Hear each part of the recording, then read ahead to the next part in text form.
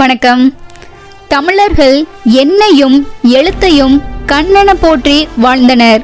அவர்களின் பொறியியல் அறிவுக்கும் கணித அறிவுக்கும் சாட்சியாக பல பிரம்மாண்டமான கோவில்கள் உலகில் உள்ளது.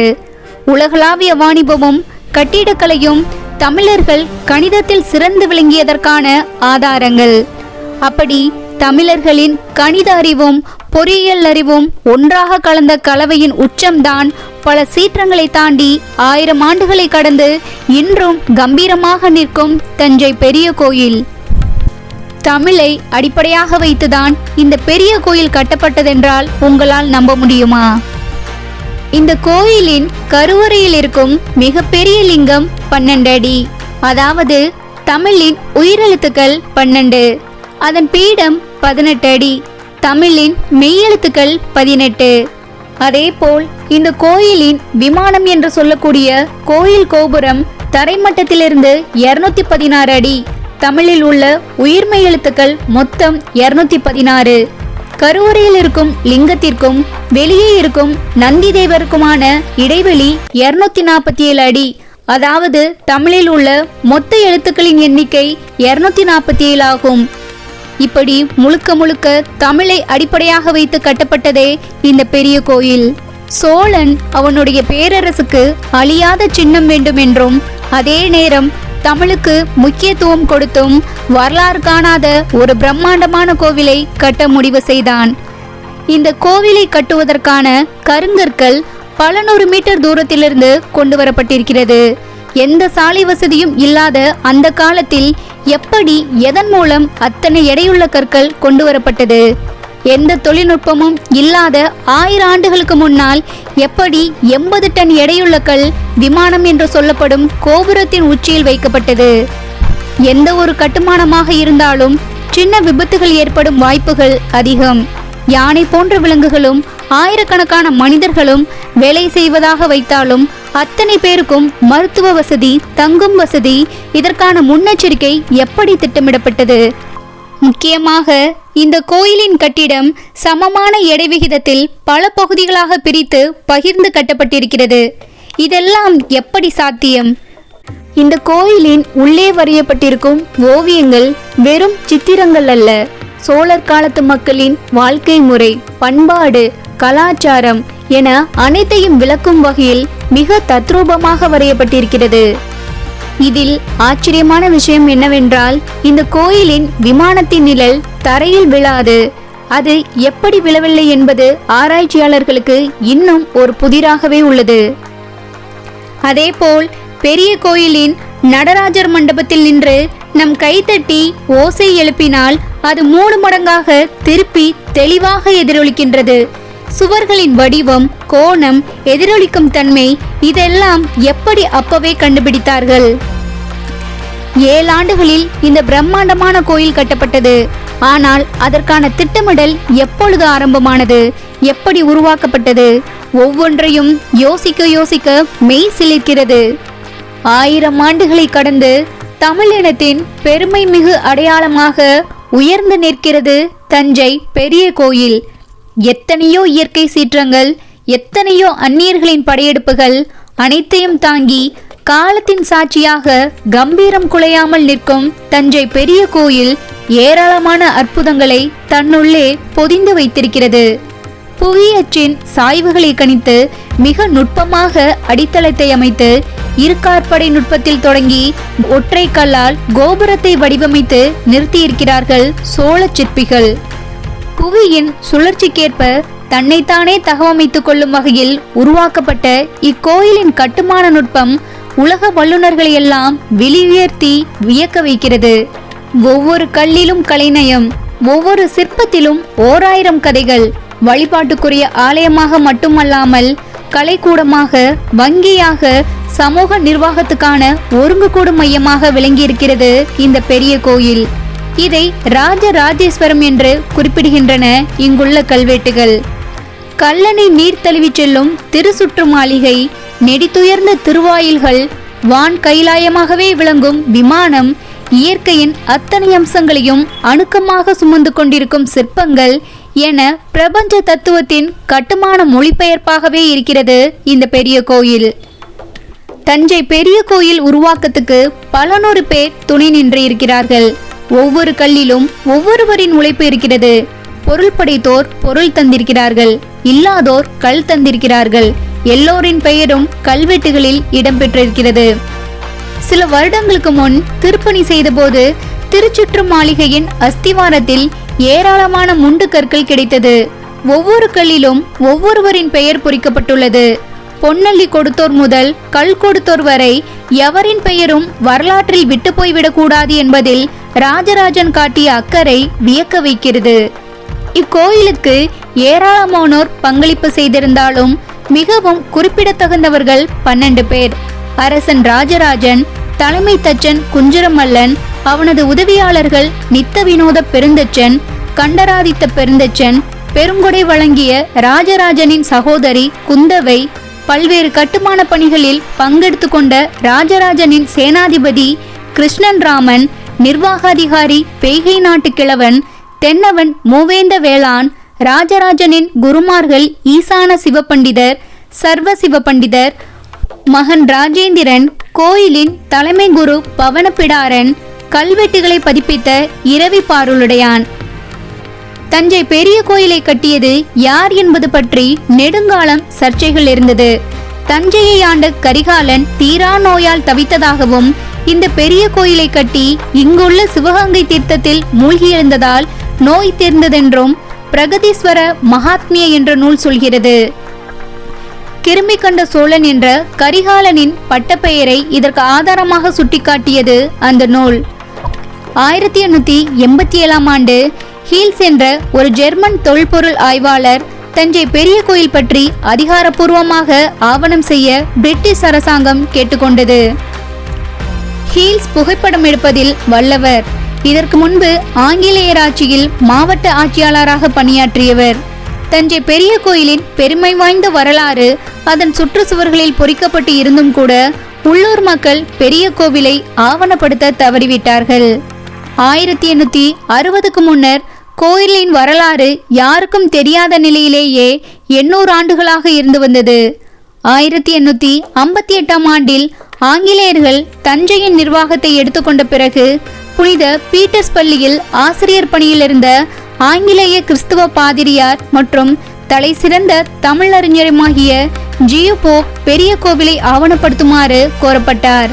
அதன் விளைவாக தஞ்சை பெரிய கோயில் ஒரு சோழ மன்னரால் கட்டப்பட்டது என்று ஆவணப்படுத்திய முதல் நபர் அவர்தான். உள்ளூர் அறிஞர்களிடமிருந்து விசாரித்ததில் பெரிய கோயில் காஞ்சிபுரத்து காடுவெட்டி சோழர் என்பவரால் கட்டப்பட்டது என்பதை அறிந்து அவர்கள் சொன்னதை வைத்து வெளியிட்டார். 6 ஆண்டுகால தீவிர உழைப்பில் கல்வெட்டுகளை படியெடுத்து ஆராய்ந்த ஹீல்ஸ் பாண்டிய குலாசனி வளநாட்டு தஞ்சாவூர் கூற்றத்துக்கு தஞ்சாவூர் நாம் எடுப்பிச்ச திருக்கற்றளி ஸ்ரீ ராஜராஜேஸ்வரம் என்ற வரியை முன்வைத்து பெரிய கோயிலை கட்டியவன் ராஜராஜ சோழனே என உறுதி செய்தார். இது ஒரு மாபெரும் கண்டுபிடிப்பாக கருதப்பட்டது. இதன் மூலம்தான் தமிழர்களின் பழங்கால செழிப்பும் வளமும் உலகிற்கு தெரிய வந்தது. பெரிய கோயில் பற்றி அவர் எடுத்த புகைப்படங்கள் பிரிட்டிஷ் நூலகத்தில் இன்றும் நன்கு பாதுகாக்கப்படுகின்றன. 1000 ஆண்டுகளுக்கும் மேலாக இந்த பெரிய கோயில் பூகம்பங்கள், படையெடுப்புகள், திருட்டு, சூறை மற்றும் காழ்ப்புணர்ச்சியை தாங்கி இன்று வரை கம்பீரமாக நிற்பது ஒரு மாபெரும் அதிசயம். தஞ்சை பெரிய கோயில் அமைந்திருக்கும் பகுதி சுக்கான் பாறைகள் நிரம்பியது. இப்படி ஒரு சுக்கான் பாறை நிலத்தில் இவ்வளவு உயரம் கொண்ட ஒரு கோயில் எப்படி நிற்கிறது? அதுதான் அக்கால தமிழர்களின் கட்டுமான நுட்பத்தின் சிறப்பு. இது குறித்து கோயில் கட்டடக்கலை கலைஞரும் ஆராய்ச்சியாளருமான தென்னன் மெய்மன் விரிவாக பேசினார். பெரிய கோயிலின் விமானம் மிக திறமையான தொழில்நுட்பத்தில் அமைக்கப்பட்டுள்ளது. சுக்கான் பாறை நிலப்பரப்பில் 350 அடிக்கு தொட்டி போன்ற பகுதியை உருவாக்கியிருக்கிறார்கள். மேற்கு தொடர்ச்சி மலைப்பகுதியில் இருந்த காட்டார்களிலிருந்து மணலை கொண்டு அத்தொட்டியில் கொட்டியிருக்கிறார்கள். அதன் மேல் மரக்கால் வடிவில் அடித்தளம் அமைத்து கனமான கல் பொருத்தி தரைமட்டத்துக்கு கொண்டு வந்திருக்கிறார்கள். அதுவரை ஒற்றை சுவராக கொண்டு வந்து தரைக்கு மேலே இரட்டை சுவராக கொண்டு போய் கோபுரமாக உயர்த்தியிருக்கிறார்கள். கிட்டத்தட்ட தஞ்சாவூர் தலையாட்டி பொம்மையின் வடிவத்தில் இருக்கிறது விமான கட்டுமானம். இதற்கு பெயர் டைனமிக் ஆர்கிடெக்சர். இதன் சிறப்பு என்னவென்றால், பூமியின் ஆட்டத்துக்கேற்றவாறு கோபுரமும் அசைந்து தன்னை தகவமைத்துக் கொள்ளும். அதனால்தான் எல்லா இயற்கை சீற்றங்களையும் தாக்கு பிடித்து நிற்கிறது. பெரிய கோயில் இறைவனை ஆடவல்லான் என்று சொல்வார்கள். தமிழகத்தில் எந்த பகுதியிலுமே இல்லாத தலையாட்டி பொம்மை தஞ்சாவூரில் மட்டும் எப்படி கிடைக்கிறது என்ற கேள்விக்கு பதில், அந்த பொம்மையின் பெருவடிவம்தான் பெரிய கோயில் என்பது என்கிறார் அவர். பெரிய கோயிலின் பிரதான நுழைவு வாயிலுக்கு கிழக்கில் உடையார் சாலை இருக்கிறது. உள்ளே அக்னி தேவர் சந்நிதி இருக்கிறது. இந்த உடையார் சாலையில் 240 சிவயோகியர்கள் தங்கி ஒரு நாளைக்கு ஒரு வேளை மட்டும் சாப்பிட்டு வாழ்ந்திருக்கிறார்கள். அவர்கள் 10 பேர் கொண்ட குழுவாக பிரிந்து 24 திருவிழாக்களை நடத்தியதாகவும் கல்வெட்டு தகவல்கள் தெரிவிக்கின்றன. இந்த கோயிலில் உள்ள செப்பு திருமேனிகள் பற்றிய பல செய்திகள் இந்த உடையார் சாலையில் கல்வெட்டுகளாக பதிவு செய்யப்பட்டுள்ளன. ஒவ்வொரு தூணும் புத்தகங்களைப் போல எழுத்துக்களால் நிறைந்திருக்கின்றது.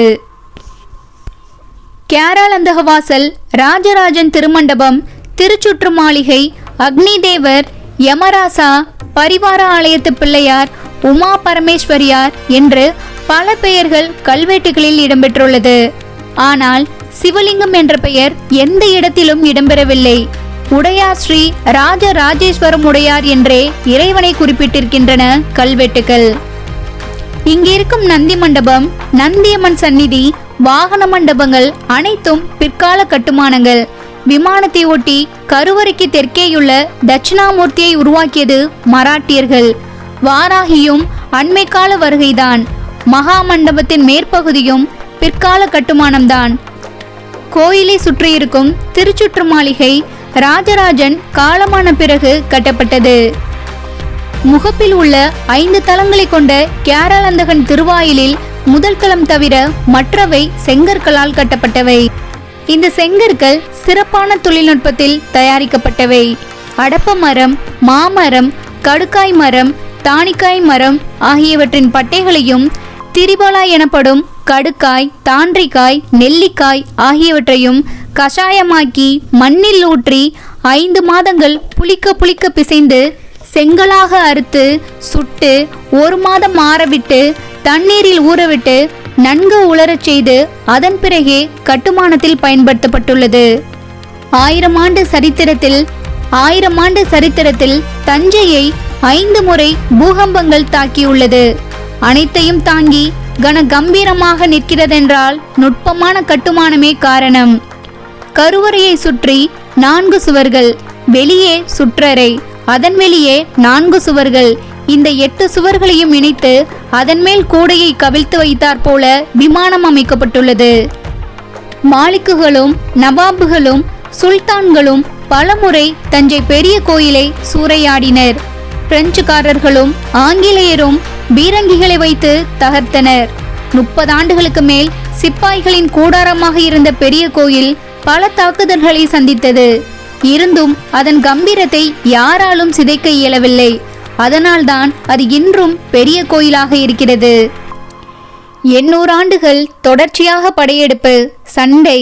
1279 பாண்டியர்கள் தஞ்சாவூரை 2 முறை படையெடுத்து கைப்பற்றினர். தஞ்சாவூர் சோழர் அரண்மனை தரைமட்டமாக்கப்பட்டது.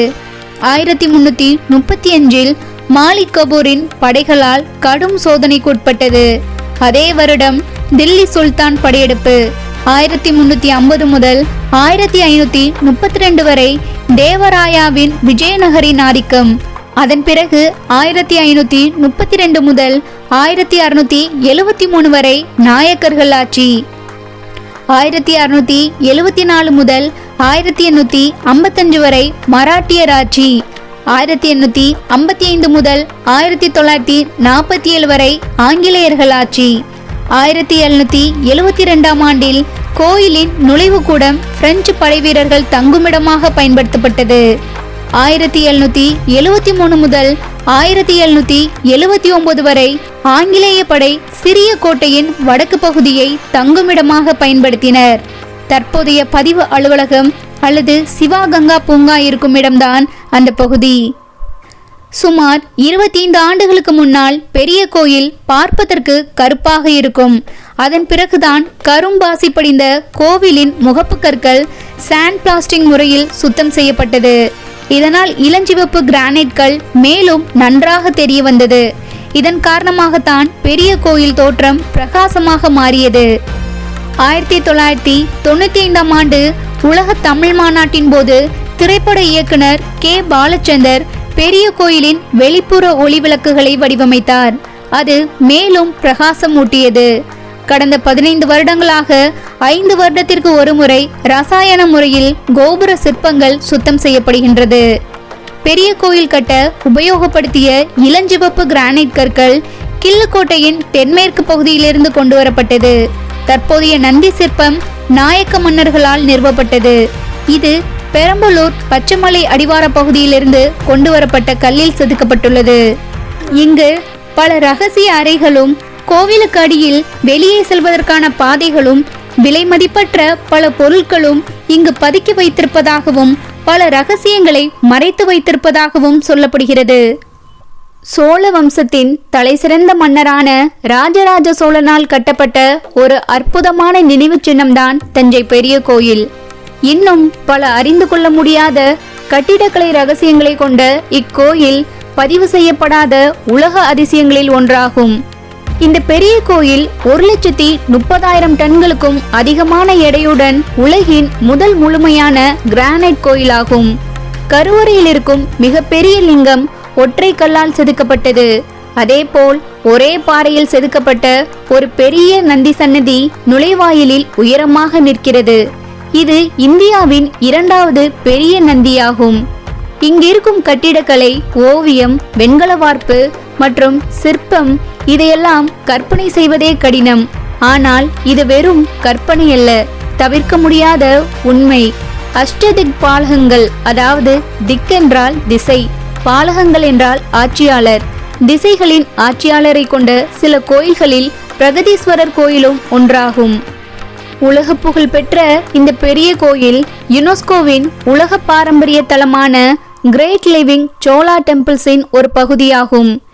இந்திய அஞ்சல் துறை 216 அடி உயர ராஜ விமானம் இடம்பெற்ற தபால் தலையை வெளியிட்டது. 1954இல் இந்திய ரிசர்வ் வங்கி பிரகதீஸ்வரர் கோயிலின் பரந்த காட்சியுடன் 1000 ரூபாய் நாணயத்தாளை வெளியிட்டது. சோழ சாம்ராஜ்யம் முடிந்துவிட்டது. ஆனால் அவர்களின் கட்டிடக்கலை சோழர்களின் அற்புதமான சாதனைகளை அடையாளப்படுத்தும் வகையில் கட்டப்பட்டுள்ளது இந்த பெரிய கோயில். இந்த கோயிலில் உள்ள ஏராளமான நேர்மறைகள் அதை பார்வையிடும் போது நம்மை போற்றவும் புத்துணர்ச்சியூட்டவும் செய்யும்.